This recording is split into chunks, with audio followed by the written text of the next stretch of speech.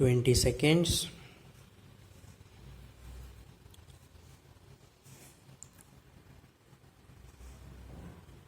Be ready. 10 seconds.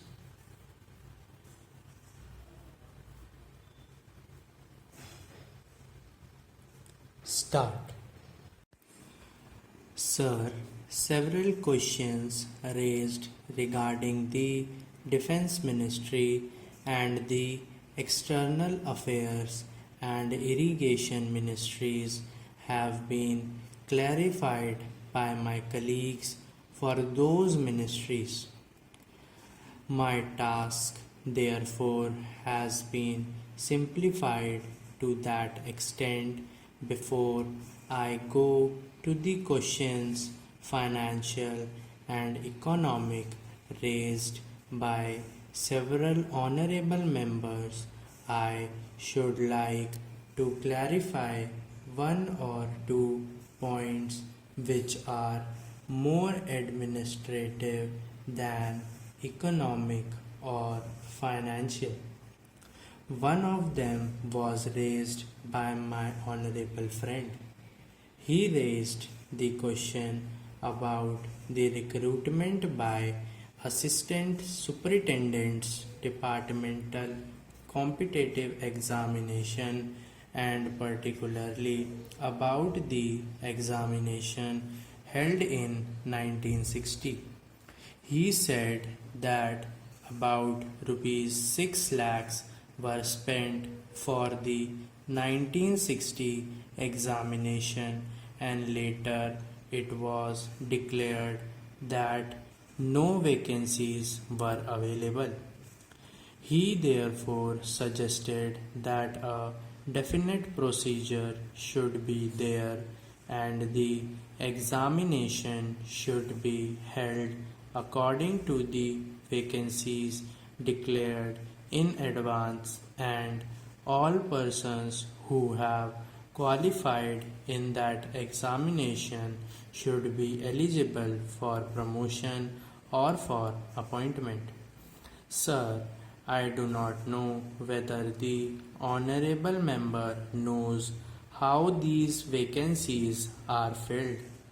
He probably refers to the section Officers Grade in the Central Secretariat Service. This is filled 50% by direct recruitment and 20% by departmental competitive examination open to the assistants, that is next lower grade, and the rest 25% by promotion of the assistants on the basis of seniority subject to fitness. The examination, therefore, that he was referring to was a departmental competitive examination for filling 25% of the vacancies. It takes about 1 year for the Union Public Service Commission to declare the results of the examination from the time they take up the question of the examination. It is not therefore possible to declare the number of vacancies to be filled in from the very beginning. To declare them just when the results are out is more realistic, and that is what is done. Sir, if the examination is treated as qualifying examination, the number of persons who will thus become eligible for appointment will be quite unrelated to the number of vacancies to be filled in, and then the very situation which the honorable member wishes to avoid would arise. it would not then be possible to hold any of the examinations at regular intervals, and promotions against this quota would become very fitful. The honorable member also suggested that the rules for recruitment and promotion, etc., should be uniform for all ministries, whether participating in the Central Secretariat Service Scheme or not. It must be, and this is so, except for the Ministry of External Affairs and the Railways. These have different rules, but these rules are very much similar to there is not much difference. But because these persons are recruited for different purposes and by different agencies, they are separate.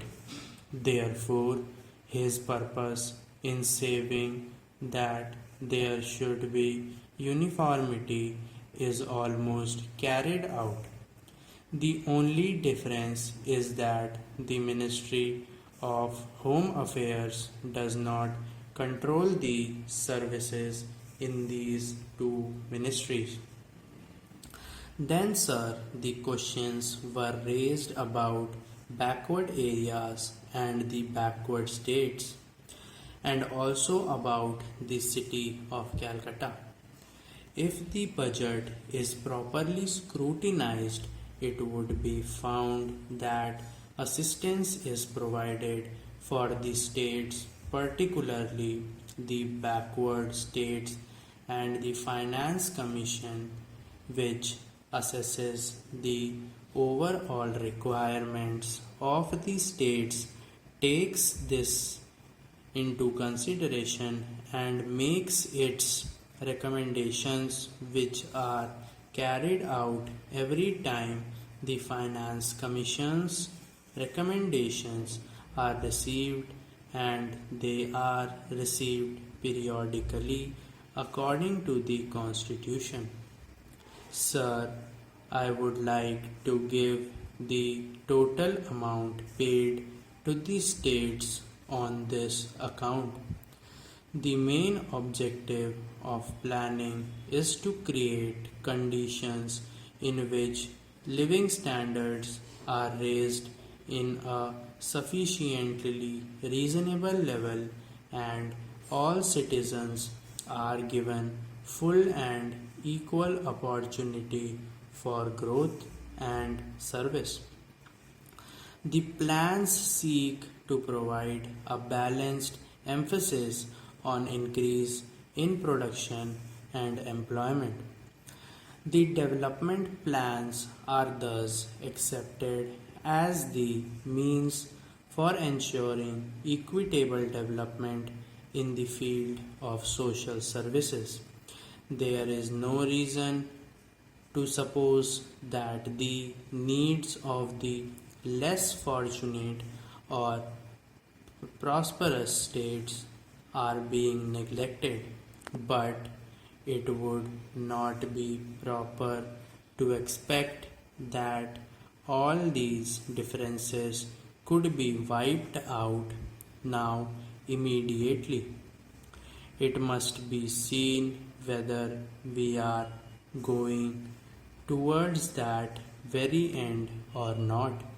We are deliberately going towards that end, and we hope and trust that in course of time these inequalities would be wiped out, if not completely wiped out, at any rate they would be lessened.